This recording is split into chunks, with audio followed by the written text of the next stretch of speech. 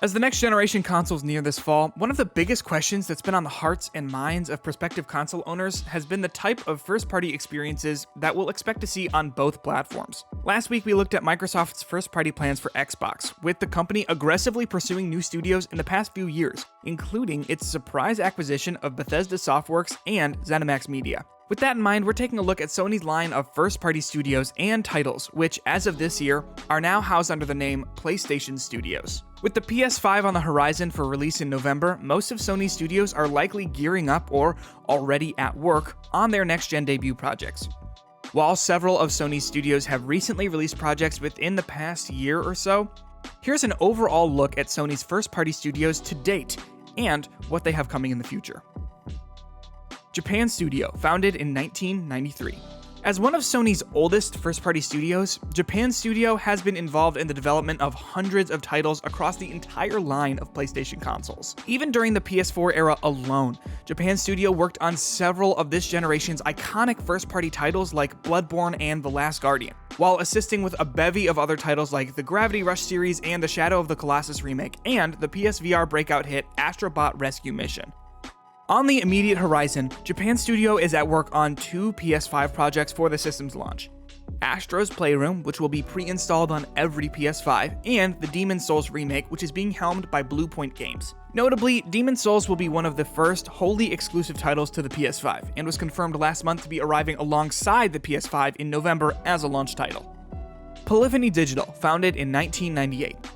For over 2 decades, Polyphony Digital has mainly been at the helm of Sony's racing titles, most notably the Gran Turismo series. Much like Turn 10 Studios with the Forza Motorsport series, Gran Turismo is at the forefront of the racing sim genre, with Polyphony continuing to hold the crown for developing pseudo-realistic racing titles at the top of their class. The most recent release from Polyphony was Gran Turismo Sport in 2017 for the PS4, and given the studio's track record, it's not a surprise that they're at work on the next installment in the iconic racing series. Earlier this year, Sony confirmed that Gran Turismo 7 is in development for the PS5, with Polyphony racing into next gen with their upcoming project.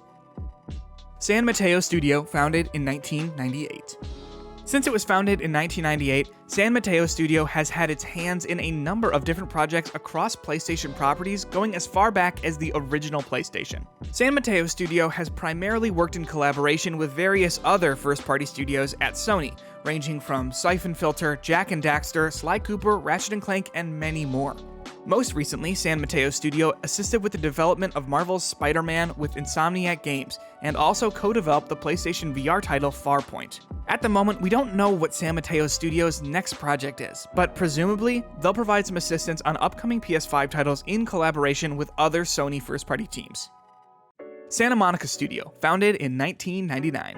As the home of the God of War franchise, Santa Monica Studio has delivered and iterated upon one of PlayStation's most well-known franchises for over 15 years. Having created the original trilogy of God of War titles across the PS2/PS3 and its prequel, Ascension, Santa Monica Studio took the franchise in an entirely different direction with 2018's reboot, which quickly became one of the PS4's most acclaimed and successful titles to date. Following the release of 2018's God of War, it was confirmed at Sony's PS5 showcase last month that Santa Monica Studio is at work on a sequel to Kratos and Atreus' journey, seemingly focused on the prophesized Ragnarok. The title is also confirmed to be coming next year, so we don't have to wait too much longer.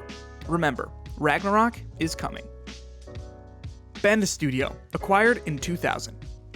Named after its home in Oregon, Bend Studio has had a long and prolific history as the developers of the Siphon Filter franchise across numerous PlayStation consoles over the years. Alongside spin-off projects of other PlayStation franchises like Resistance and Uncharted, Bend Studio made their debut on the PS4 with the long-in-development Days Gone.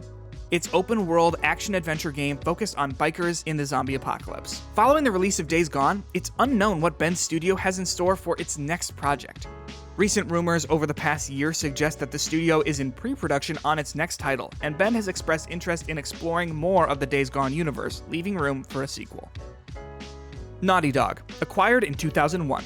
Few studios have the kind of history and recognition that Naughty Dog has had with PlayStation over the years, and since the studio was acquired by Sony, they have been the driving force behind some of the most iconic PlayStation franchises ever.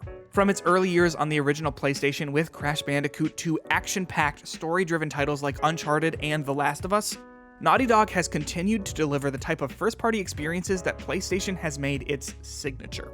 Most recently, Naughty Dog completed and released The Last of Us Part 2, its long-anticipated sequel that met critical acclaim and major commercial success, but had a divisive audience reaction. At the moment, it's unknown what Naughty Dog will be working on next, other than, most likely, its next title geared for the PS5. Other than that, the studio is seemingly working on the multiplayer component for The Last of Us Part 2, with director Neil Druckmann hinting that fans have to wait just a little bit longer for it. San Diego Studio, founded in 2001.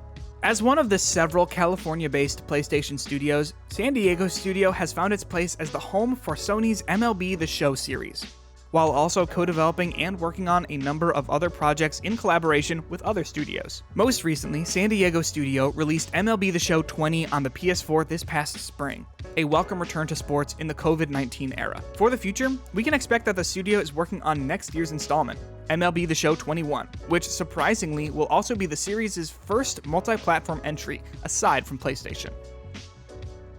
London Studio, founded in 2002. Formed from a merger between Camden Studio and Team Soho, Sony's London Studio has had a particularly diverse range of projects over nearly 2 decades since it was formed. Known primarily for their line of iToy games and the long-running SingStar series, London Studio has always had its eyes on bringing innovative and unique player experiences to PlayStation consoles. Along with the release of SingStar Celebration in 2017, London Studio has seemed to focus its attention on new titles for the PS VR. For the VR headset's launch in 2016, the studio released PlayStation VR Worlds with a compilation of different VR experiences, and last year released its VR first-person shooter Blood and Truth. At the moment, it's unknown what London Studio might be working on next, but it seems likely to involve looking ahead at the PlayStation VR. Guerilla Games, acquired in 2005. Based in the Netherlands, Guerilla Games has had a long and storied history with PlayStation as the makers of the Killzone franchise, going as far back as the PS2. After developing several installments in the Killzone franchise up to Killzone Shadowfall for the PS4's launch, Guerrilla Games branched out to an entirely new genre with Horizon Zero Dawn, a brand new IP that was met with critical acclaim in the PS4 generation. In terms of the studio's future, Guerrilla Games announced Horizon Forbidden West at Sony's PS5 reveal showcase, which will be the follow-up to Aloy's first adventure. Forbidden West has been confirmed to be released sometime in 2021. And it was also announced last month that the game will be a cross-generation release between the PS4 and the PS5. Media Molecule, acquired in 2010. Among all the first-party PlayStation studios, few have as a distinct of a voice and roster of games as Media Molecule. As the minds behind Little Big Planet and Tearaway, Media Molecule is a force of innovation and for putting player creativity at the forefront of their games. Media Molecule's most recent PS4 title, Dreams, is probably the best example of this, with the game finally getting its official launch earlier this year. At the moment, there's no clear sign yet what Media Molecule has in store for its next project, though Dreams is likely to be the focus for the studio given the time and resources that were put into making it. Earlier in the year, there were reports that Dreams was already working on the PS5 hardware, so it's likely that Dreams will continue to be supported on Sony's next-gen console for some time. Sucker Punch Productions, acquired in 2011. Like other Sony first-party studios such as Insomniac and Naughty Dog, Sucker Punch Productions has been known for its long-standing history with PlayStation for quite some time. Coming from the Sly Cooper and Infamous series, Sucker Punch has worked almost exclusively on creating first-party franchises for PlayStation, and it remains to be seen what the studio will have in store next with Sony heading into the next generation. Sucker Punch's most recent project was Ghost of Tsushima, which released this past summer as one of the PS4's final first-party exclusives before the arrival of the PS5 this fall. The studio recently announced that a multiplayer add-on for Ghost of Tsushima is currently in development, but beyond that, we just don't know what the studio may have planned for the PS5. Pixelopus, founded in 2014. As one of the most recent studios under Sony's first-party belt, Pixelopus only has 2 titles under its belt, but already has made a big impression for being creative with their projects. The studio's first project was Entwine, a vivid rhythm game that was announced and released during Sony's E3 2014 press conference across the PS4, PS3, and the PS Vita. After that, Pixelopus released its acclaimed Concrete Genie last year as the studio's first PS4 exclusive, which was a wonderful, colorful adventure that gave players the powers of a magical paintbrush. At the moment, it's unknown what Pixelopus will release to follow up Concrete Genie, but from what we've seen with the studio's 2 releases so far, we can probably expect big things from this small team. Insomniac Games, acquired in 2019. Sony's most recent acquisition of Insomniac Games last year was most likely a foregone conclusion, given that the companies have had an incredibly long-lasting and fruitful relationship over the past 2 decades. From Spyro the Dragon to Ratchet & Clank to Resistance, Insomniac has been behind some of PlayStation's biggest franchise, while also branching out into its own projects over the past several years. Notably, Insomniac Games released its first exclusive title with Microsoft in 2014's Sunset Overdrive, before eventually being brought into Sony's fold in 2019. Insomniac's most recent first-party project was Marvel's Spider-Man, which was one of PlayStation's biggest successes in 2018 alongside of God of War, and broke sales records as one of the fastest-selling PlayStation titles of all time. Alongside other projects like Stormland for Oculus and a series of titles for Magic Leap, Insomniac is currently working on Marvel's Spider-Man Miles Morales, and a remastered version of the original Spider-Man for the launch of the PS5 this fall.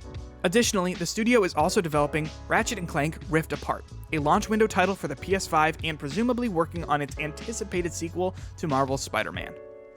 What do you think? Which of Sony's first-party studios is your favorite? Remember to leave a comment below and make sure to subscribe to DualShockers for all things PlayStation.